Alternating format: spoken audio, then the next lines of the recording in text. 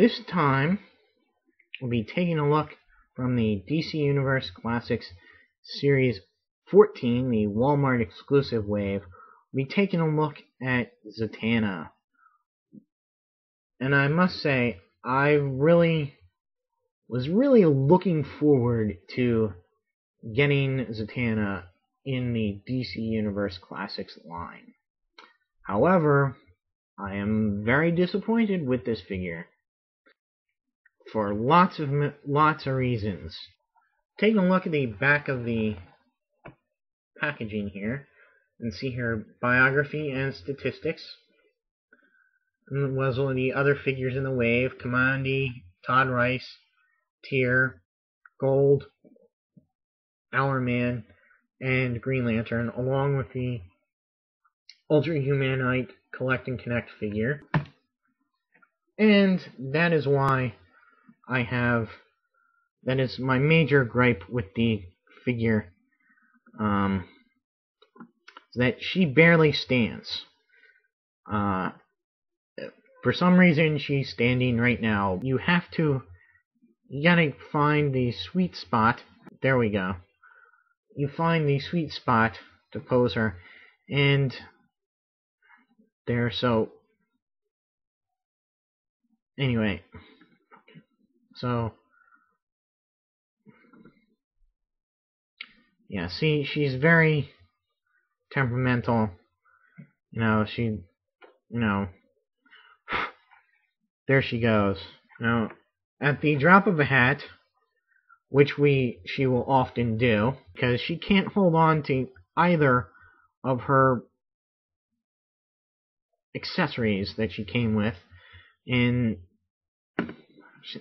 this is getting maddening. So, let me try something. Alright? Let me try something here.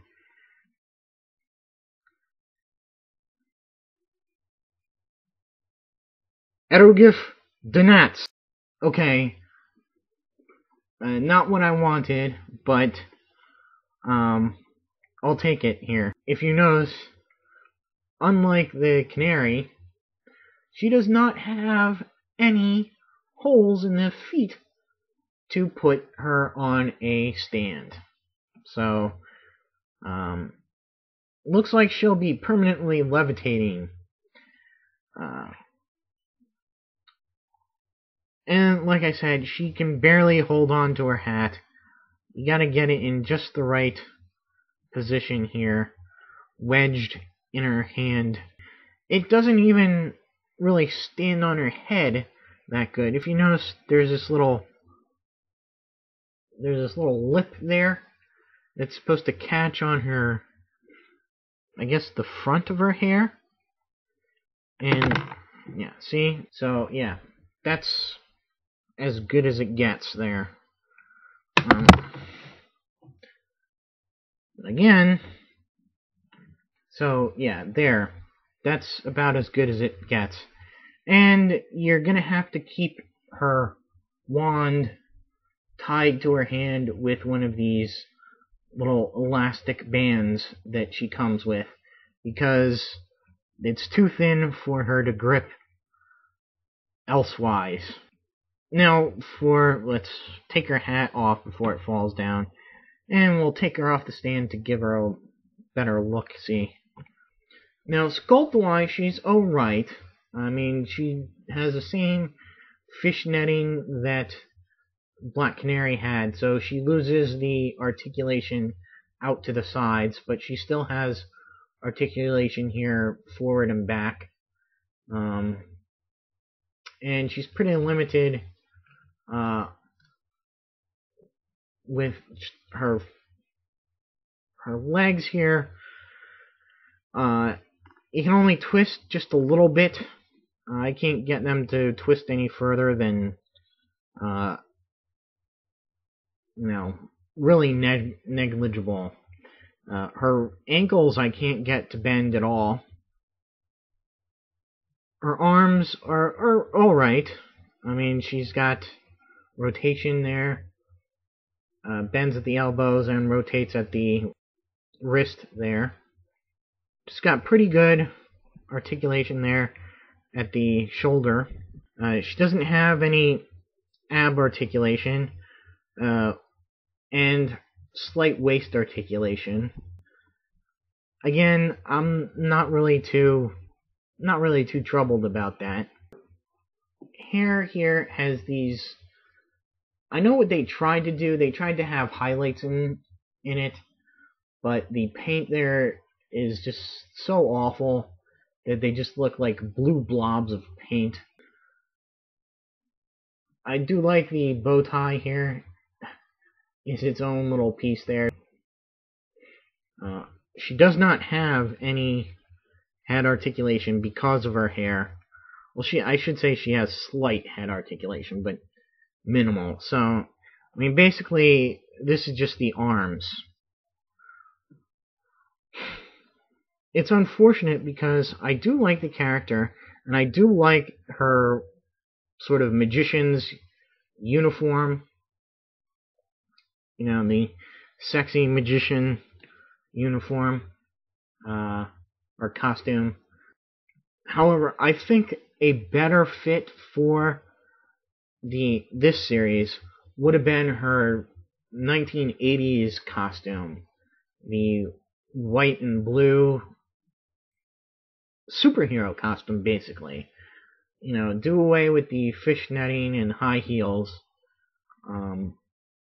And they could have given her a much better figure. So here's hoping that they do go back and do that version of her in the future. So you've kind of seen the accessories that she comes with, her hat and the wand here. But she also comes with, gotta put her on the freaking stand there. She also comes with the button here, the collector's button, and she comes with the right arm of the Ultra Humanite, which comes with this cool little gizmo that he can hold in his hand. Zatanna first appears in Hawkman number 4 in 1964. And she was the daughter of Giovanni John Zatara and the sorceress Cindella, who was a part of the mystical Homo Magi race.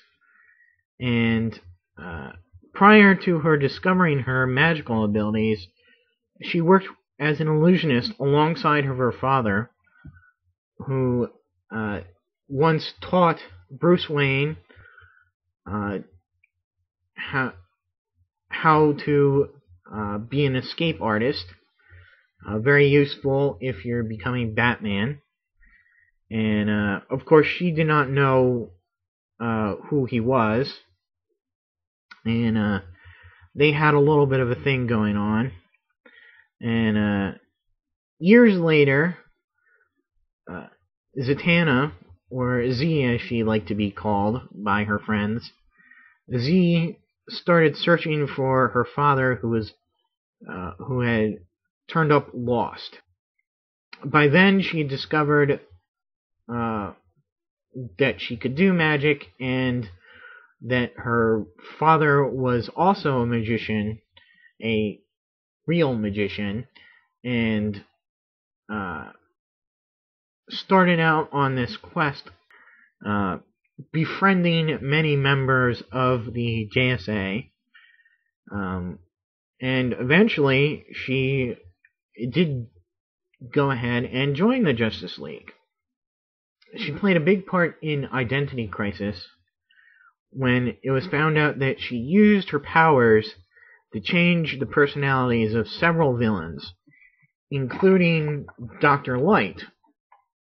And the reason for that was Dr. Light had brutally raped Sue Dibney, the wife of Justice League member Elongated Man.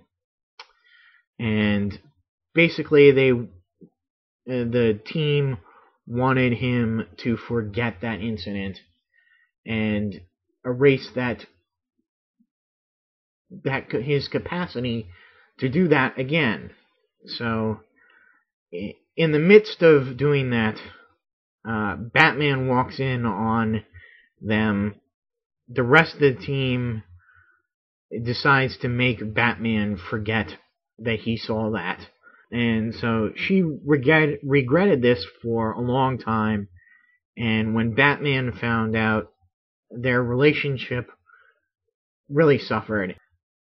Before Batman died, or was killed by Darkseid, they had basically repaired their relationship and come to terms with what had happened. She currently has her own series, which is a great, fun series. Not groundbreaking, but just a fun series about magic, and they're really trying to make her sort of the premier sorcerer magician of the DC universe. Again, I can't stress that this is probably one of the most disappointing figures that I've seen in the DC Universe Classics line. I mean, she can barely stand up. Oh, there she goes. Of course she's going to stand up now, because I don't want her to stand up. Her high heels, while accurate, don't allow her to stand up too well. And they left out any holes in the bottom for pegs that would be on a stand, so you couldn't even stand her up on a stand. You've got to either continuously make sure she hasn't fallen down, or grab a flight stand and have her in a permanently hovering thing. You can't even get her into a good hovering pose because the articulation on the legs is so limited. If this weren't such a must-have figure because she's an integral part of the Justice League, I would say forget this figure. But like I said, she's a big member of the Justice League. So I couldn't say stay away from her, because who knows if we're going to get another version. Hopefully they will do her in the Satellite League uniform. Stay tuned for my next review, which will be on Comedy, the last of the Wave 14 figures. For now, I will still plan on trying to get Gold and Tier. Until then, see ya.